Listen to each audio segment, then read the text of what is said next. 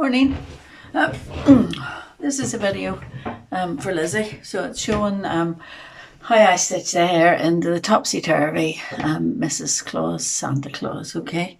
So I have one, alright, so this is the Santa Claus side, and you can see he's on, and then I have got a wee bit further on with the Mrs. Claus side. So I've got as far as her arms and her skirt, jacket, her mob cap, and I put her face on, and I stitched the frill on, and then I stitched down from there to get the face, and then after that I stitched on the mob cap part. So I'm a bit grumpy at the minute. Anyway, to get the hair, okay, so I suggested barbecue sticks, so the thinnest curls you can get, grey and white. And it's just because when I was designing the pattern, I did it all white and thought, you know, nobody's hair is all white, you know. So I have the curls made in the oven. So what you do is you get your barbecue sticks. You have to be able to get them off the sticks, which is good.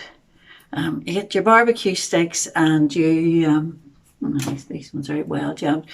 Barbecue sticks, wrap them with your yarn, soak them in some water, then you get some kitchen roll, you dry them off, put them in the oven for 100 degrees centigrade, what you do a pavlova in, usually for about half an hour.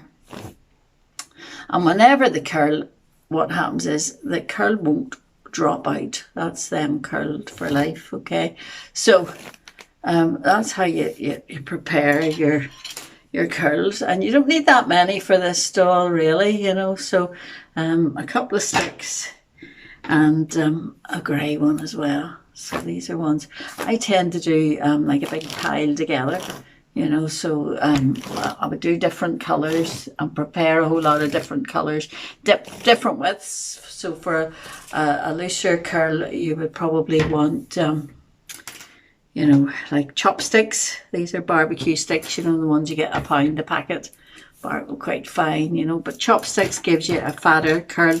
And then sometimes I even look for, you know, fatter sticks again. You know, sometimes fat knitting needles are good. Now I'm cutting off, first of all, the wee ends that I tied it on to there's like a wee knotted end, you know, that I tied it onto the stick when I was, so I'm cutting those off first to get rid of them.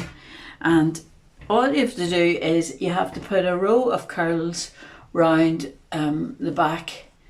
I would say 2 rows, one grey, one white, and then I always put a few wee curls just at the forehead. So let's start with I'm going to start with the lower row first. Okay, so I'm going to decide it's going to be grey.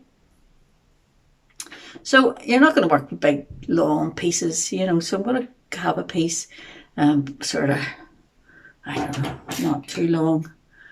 You don't want big long pieces because that only hinders you. Okay, so I'm going to thread this onto my needle, and do you know that knitters will know that if you wrap first of all round your needle, it makes it easier to thread the needle. Okay, these are big. It's quite a big long needle that I like to use, and it's got a big eye. But even you could even do that if you're sewing and you're threading, you know, a thread. So I'm going to start at this side of the head. So that's the left side of the doll. Okay, and I'm not going to start up at the top. I'm going to come down about 1/4 of an inch, and first of all I take a stitch, all right, and then I hold it. So I'm going to hold it the length I want it to be, sort of, yeah, what's that? So down to your shoulder, going to hold it, and then I do what I call an anchor stitch, which is you take another stitch, right, and then you put the needle through the loop in the yarn, and then you pull that, and that stitch will anchor the yarn. So you're going to do that in a row right round the hair each time, holding, I do it with my thumb, you know, have my thumb in there. Okay, so and you do that the whole way round the head. Okay, so there's 2 in. All right, so I'll turn this video off and I'll come back when I've got that row completely done. So you start at about where our ear would be, and I'm going to finish where our other ear would be, just round in a line. Okay, so a piece, I have it done. I went round from the and it took just one of these sticks, right? The one of these sticks, and there's a bit left over, and the bit left over will help with the fringe. You don't need very much for it. So one of these sticks in the grey did a whole row round. So I started at this side and I worked putting my stitch and an anchor stitch the whole way around the back. All right, so now I'm going to use with the stick of white. Okay, so I'm threading my needle.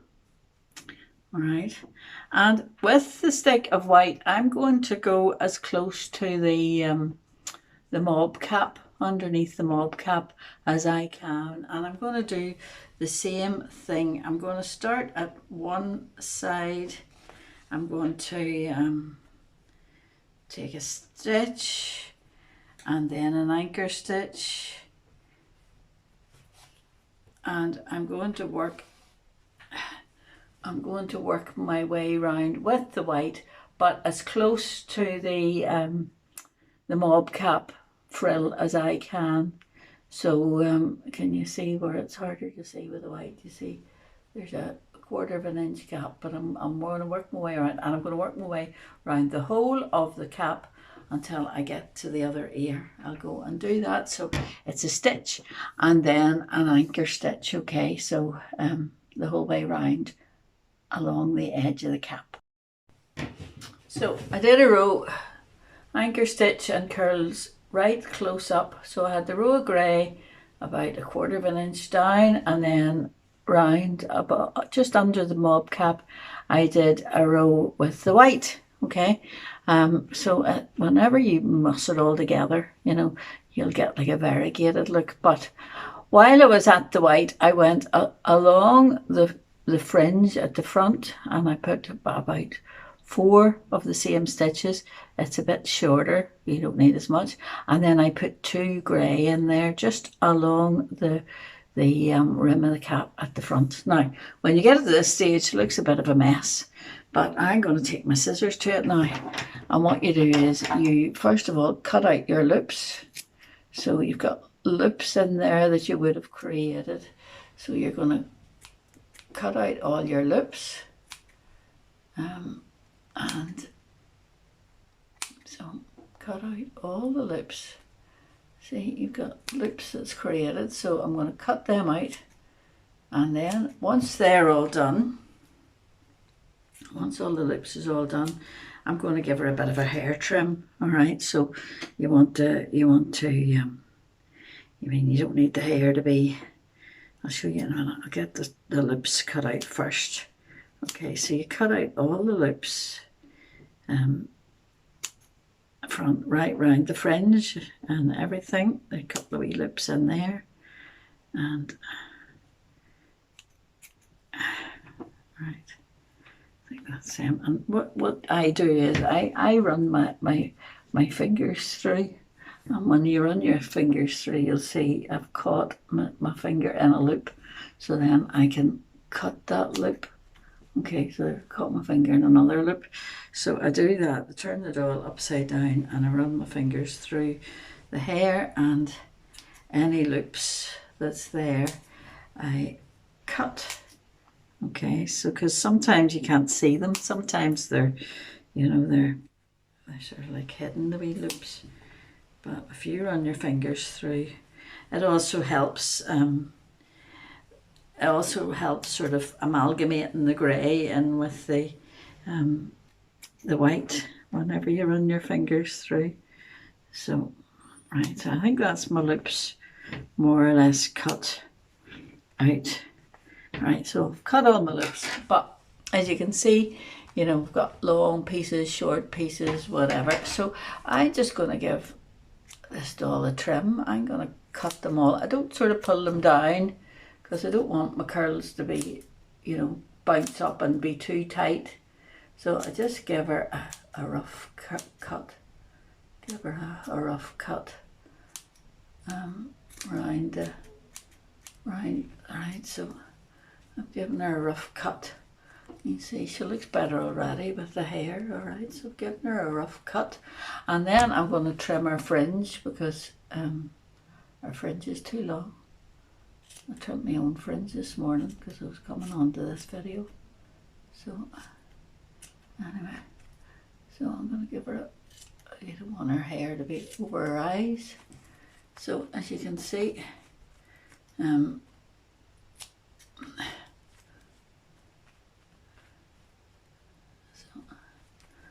I'd say that's more or less it. Might trim it slightly more whenever I get off camera and see what she looks like, but roughly that's it, right? So you trim your curls. I'm trimming them to sort of shoulder length. All right. And because whenever I was pulling the loops, they sort of amalgamated a bit, so you see it doesn't look like a row of grey really and a row of white. It sort of looks as if it's mixed in. So that's how you do the hair of this doll. Now, I've still to put a bit of holly on. I've still to give her knitting. The other thing you might notice about this doll, it's a wee bit bigger. On the pattern is 325 needles, and I just had my 325 needles were on another doll, so I used actually 375 on this, and it has actually made the doll just slightly bigger, which is nice. And the other thing I did was I had a bit of fluffy wool left over from some teddy bears I was knitting, some white fluffy wool. So instead of doing the white double knitting, the double netting wool, just plain yarn, the same as the hat. I had a wee bit, I just had enough to do, I did the cuffs and I did some, around the trim and around the trim of the skirt. Actually, in the inside of the trim, I didn't have enough to do the whole trim, so I have ordinary double knitting until it comes to the picket edge, and then I did the trim just with the fluffy wool, just because I had it left over. I thought it would be a good use, and actually she's going to turn out very well. So that's how to do the hair.